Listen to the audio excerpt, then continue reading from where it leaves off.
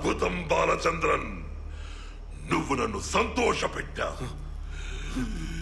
నేను నీకు మాటిచ్చినట్టు నువ్వు ఊహించని విధంగా నీ వ్యాపారం పెరుగుతుంది. నన్ను నమ్ము. ఇక నేను వెళ్ళిపోతున్నాను. నీ కళ్ళల్లో ఆనందం చూడ్డానికి మళ్ళీ తిరిగి వస్తాను. గుర్తు పెట్టుకో, నువ్వు పిలిస్తేనే మళ్ళీ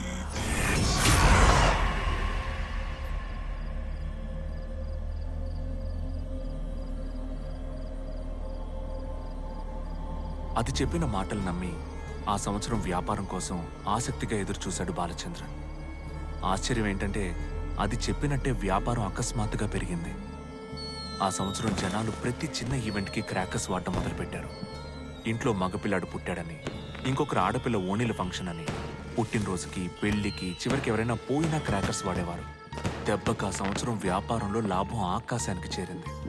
వచ్చిన లాభంతో పాటు అప్పట్లో ఊళ్ళో ఉన్న జమీందార్ దగ్గర అప్పు చేసి కొత్త ఫ్యాక్టరీ పనులు మొదలుపెట్టాడు బాలచంద్రన్.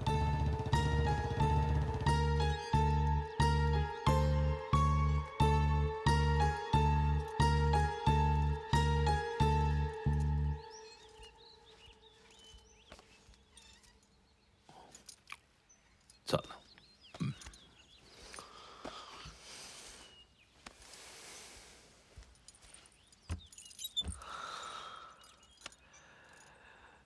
విన్నాన్రా. నా ఎన్ని సంవత్సరాల అనుభవంలో నేనెప్పుడూ చేయనంత వ్యాపారం నువ్వు చేసి చూపించావంట కదా. చాలా గర్వంగా ఉంది.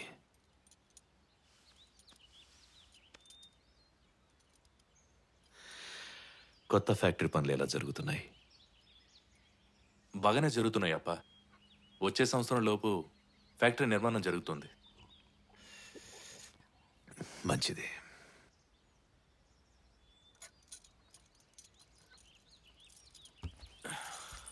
సరే అప్ప, నేను బయలుదేరుతాను.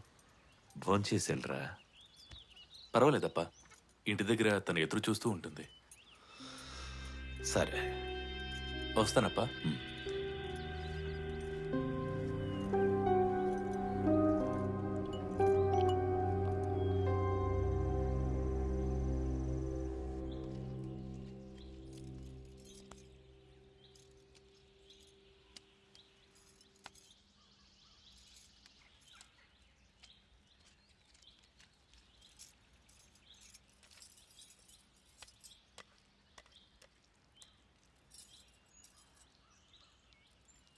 మీలో ఉన్న మంచిని అవతల వాళ్ళకి ఎందుకు కనిపించనివ్వరు? మనిషిలో మంచిని చూసిన జనాలు వాడి దగ్గర నుంచి ఎప్పుడూ మంచినే కోరుకుంటారు. అలా వాళ్ళు కోరుకున్న ప్రతిసారి అవసరం లేకుండా మంచివాళ్ళ నటించడం నా వల్ల కాదు.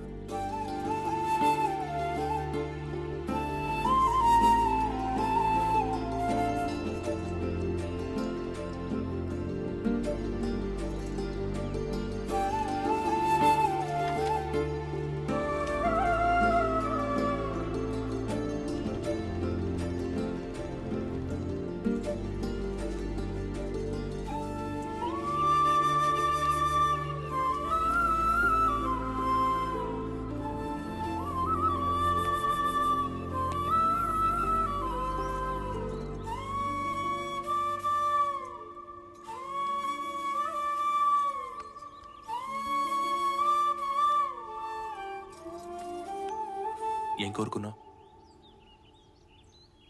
ఏం కోరుకోలేదు. సంతోషంగా ఉన్నానని దేవుడికి చెప్పుకున్నాను. మీరా రోజు మీ అమ్మగారి గురించి చెప్పినప్పుడు మీ బాధని నేను అర్థం చేసుకోగలిగాను. ఎందుకంటే నాకు అమ్మ నాన్న లేరు. చిన్నప్పుడే చనిపోయారు. అప్పటి నుంచి బాబాయ్ దగ్గరే పెరిగాను. చిన్నప్పటి నుంచి దేవుణ్ణి ఒక్కటే కోరుకునేదాన్ని. అమ్మ నాన్న ప్రేమ కోల్పోయిన నా జీవితంలో వాళ్ళంత ప్రేమించే భర్త రావాలని. అది ఈ రోజు నెరవేరింది. అందుకే కోరిక తీర్చిన దేవుడికి సంతోషంగా ఉన్నానని చెప్పుకున్నాను.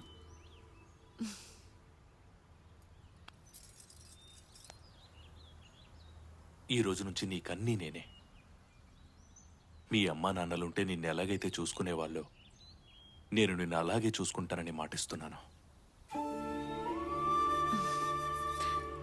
ఇంకోసారి ఆలోచించుకుని మాటివ్వండి. మాటిచ్చారంటే నేను చేసే చిన్న చిన్న తప్పుల్ని క్షమించాలి. అలాగే నా కోపాన్ని, నా అల్లరిని, నా ఆవేశాన్ని, నా ప్రేమని కూడా భరించాలి. భరించగలరా? భరిస్తాను. భరించడం కంటే ఎక్కువగా ప్రేమిస్తాను.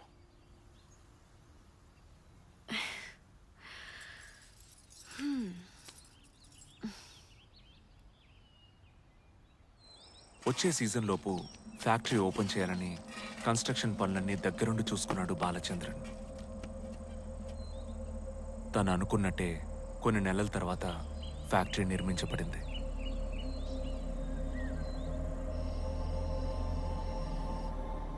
మనిషి ఆశకి హద్దుండదు అని చెప్తారు కదా, అది నిజమే. ఒకేసారి అంత డబ్బు చూసిన బాలచంద్రంలో ఉన్న ఆశ కాస్త దురాశగా మారింది. ఆ దురాశ వాడి చేత మొదటి తప్పు చేయించింది. దురాశలో బాలచంద్రన్ అవసరానికి మించి 2 ఫ్యాక్టరీస్లో ప్రొడక్షన్ పెంచేసి ఒక ప్లాన్తో మళ్లీ దాన్ని కలవడానికి వెళ్ళాడు.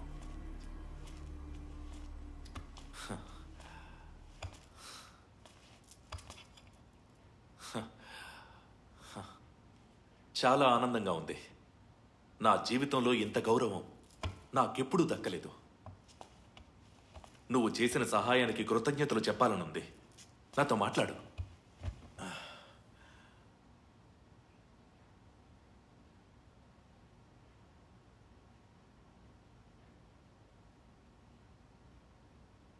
నాతో మాట్లాడు.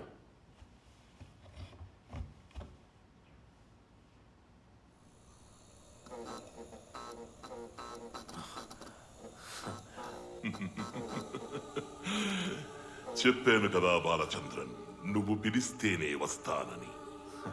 నీ మొహంలో సంతోషంతో పాటు తెలియని ఉత్సాహం కనిపిస్తోంది. ఏంటది? నీ సహాయంతో ఇంకో ఫ్యాక్టరీ కట్టించుకున్నా. ఎలాగో ఇంకొన్ని రోజుల్లో దీపావళి పండుగ రాబోతోంది. 2 ఫ్యాక్టరీల్లో క్రాకర్స్ ఉత్పాదన పెంచేశా. నాకు నువ్వు మళ్ళీ సాయం చేస్తే ఈసారి పోయినసారి కన్నా రెట్టింపు లాభం వస్తుంది.